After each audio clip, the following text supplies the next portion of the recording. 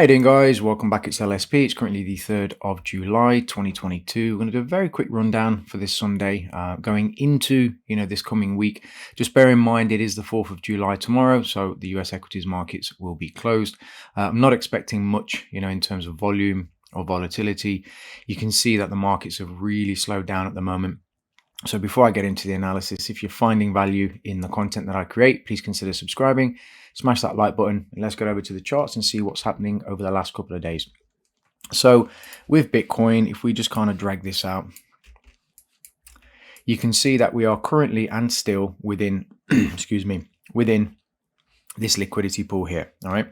Now, one of the things that I feel is very important going forward is because we're not sure, there's this kind of narrative that is being promoted either by sort of mainstream media, by other people who are involved directly with Bitcoin, whether it's the Bitcoin Association or some of these kind of talking heads.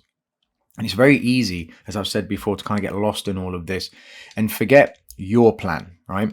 We each have a plan when it comes to our trading. We each have a plan when it comes to our investing, right?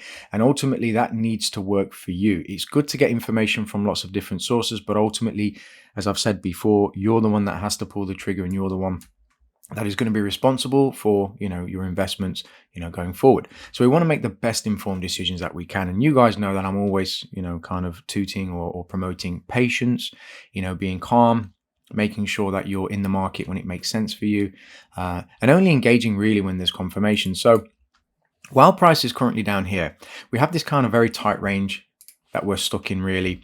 We had this first initial pop, didn't really get the buyers to step in, reversal, and then price is kind of going sideways ever since. Now, I want to really emphasize something. Obviously, I watch a lot of content creator videos. I go through a lot of different things in terms of information online. And something that I've always found very interesting is that everybody has, a kind of trading style, right? I've seen people talk about the hourly chart, the 4-hour chart, and they kind of put their lines on there and say that, if this happens and we're going to expect this, or, when Bitcoin breaks out, or I'm going to, add to my long positions and so on. And I feel nothing bad against anybody else, but I think that's dangerous, to watch videos and then try to ascertain or at least get sucked into this idea that Bitcoin may potentially be breaking out. And what happens is, if we just go back to the charts for a second, you end up in a situation where you get chewed up in this, right? So you see the first initial pop and you think, oh, this is fantastic, right? And then it starts to come in, and then you're kind of stuck here while price is doing this, and you're thinking, okay, you start to get the feeling that price is probably going to start to grind lower and go sub 18, potentially into, the 17s, right? And it's not a situation that you want to find yourself in. And in almost every case, this problem is created by a lack of patience, wanting to engage in the markets. I sit here sometimes and I think, okay, it would be nice if things were a little bit more fluid, if the markets were moving a little bit more, and then I could kind of engage. Even the Forex market slowed down, and I'm finding it difficult to find trades on the Euro USD and the Pound USD, which are my two main pairs that I trade. So you've got to be patient. You don't want to find yourself in a situation where you end up stuck in something that you feel either could have been a better entry or that you feel you're on the wrong side of. There's nothing worse than being in a trade or in an investment and have that gut feeling knowing, do you know what, I should have just waited because I think it's probably going to end up going down. Now, obviously, as I've said, there's an argument to be made that it could go up, of course. This goes without saying. But if we just go back to the charts for a second and we jump back up to, say, the daily, this isn't showing any signs of wanting to go higher. There is this kind of slow moving lower. You can see this drop just here, reversal. And then it's slowly negating this, which means it's reaching for something lower, right? If we drop down to the 4-hour chart, you can see that this level here, which is a very important level, has been traded to once. We had a really nice response away from that, which is very interesting. And then we're since just kind of slowly grinding towards this. That drop just there took out whatever liquidity was available in this very small area here. So it's kind of a secondary pickup from a primary liquidity pool within a very, very large and very strong liquidity pool. So what happens is, when liquidity is being absorbed very quickly on the way down, as in the case here, it means it wants to run deeper into this. Now, the full let's just say it's this. It isn't, it's slightly less than that, but let's just say it's this. So bottom end, you're talking about 17.5, which is why I put it down there, because I wanted to get the 17.5. It is possible that we end up down at 17.5 and still maintain this kind of sluggishness in the market. This is why it's so important, and why I keep banging on about the same thing over and over and over again. Patience, patience, patience. You don't want to be engaging in markets like this. Like I said, it's so easy to get sucked into watching these videos and getting this, kind of narrative going, but ultimately, you're the one that's responsible for your money. And if you enter the market, in any other way other than under your conditions, under your, plan, you're going to be on the wrong side of something. And ultimately, it's like letting somebody else trade for you. All right. So be really, really cautious, be careful, be patient. Right. So let's go to Binance. I don't want to drag this video out too long. So Binance, just stretch this out a little bit. So Binance, we just jump up to, or should I say drop down to the daily. These are the key two levels, and you can see Binance is showing a little bit more strength here, just kind of stabilizing in this area. It's stuck within this liquidity pool here, and the reason that I just want to kind of keep this chart clean is because we've got the 250 level above, and then we've got this kind of 148, we'll just call it 150 level below us, which would be really nice if price gets to, right? Because if that happens, Binance is going to be really, really cheap. And it's very likely at that moment, right, that buyers will step in to take advantage of such a discounted price on Binance. This is akin to really being patient and planning out something that makes sense.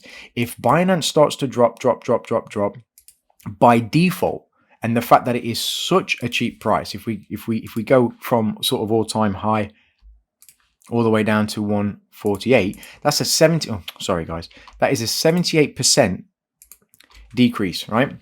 From all-time high. That is very discounted, yeah, which is, I'm not going to say it's a guarantee, but it's an almost guarantee that it makes sense people would be picking up Binance down here at these levels, right? 140, 150, very, very cheap for Binance. And obviously Binance is a big player. They're going to be around, I believe, for a very, very long time. And, it would be very unlikely that you wouldn't see some volume pick up down here. My point being is that makes sense from a logical point of view. It's a planned out investment, and you can't do anything, for example, until price gets down to 150. Now, of course, price could go up, of course, absolutely. But when you have a plan and you know what it is that you're looking for, and your analysis is telling you one thing, stick to your analysis. Don't be pulled in different directions, including from what I'm saying. I only talk about the things that I know work for me personally. It doesn't necessarily mean it's going to work for you. But I hope anyway, through the videos that I post, that people learn, to apply a different thinking, to investing, because ultimately in years to come, we want to be better off. We don't want to be looking back and saying, I missed a great opportunity, or I made a mistake, or, so on. It is a learning curve, of course. Yes, we do go through this. But ultimately, you want to make sure that every day that you spend in front of the charts, or every day that you spend in, whatever market or asset you're trading or investing in, that you learn as much as you possibly can about everything, And with all of that said, I'm going to close it there. There's not really much else to discuss in terms of kind of broader market stuff. Ethereum, let's just be frank, I mean, it's not really showing any signs of strength. It's not really showing, that it's going to be doing anything other than just continue to bleed lower. And I am still expecting sort of 735 to 750, or at least that's what I'm waiting for. Won't be doing anything until it gets there. But just to be really clear, I mine Ethereum, or we mine Ethereum.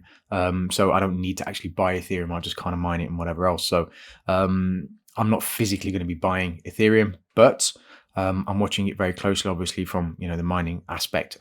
Just a quick note on that: if you are mining, the difficulty rating is dropping, quite aggressively, which is brilliant. Obviously, it means that what you're mining, you get it quicker, which is fantastic. The overall hash rate's dropping as well, and people are actually turning their miners off because they're losing money. You simply cannot mine, and pay for electricity, especially with the rising cost in electricity bills, while you're still mining Ethereum at these levels. It's very unlikely that most people now, the majority of people that are mining Ethereum, they're going to be losing money, so they just turn their rigs off. It's just not worth it. So with all of that said, I hope everyone's having an absolutely fantastic Sunday, wherever you are in the world, and I will speak to you very, very soon. I'll probably won't, unless something happens, I may not put a video out tomorrow. Can't really see the point, to be honest. I'm probably just going to take the day and just chill. So with all of that said, I hope you're having a fantastic Sunday, and I'll speak to you very soon. All the best. Ciao for now.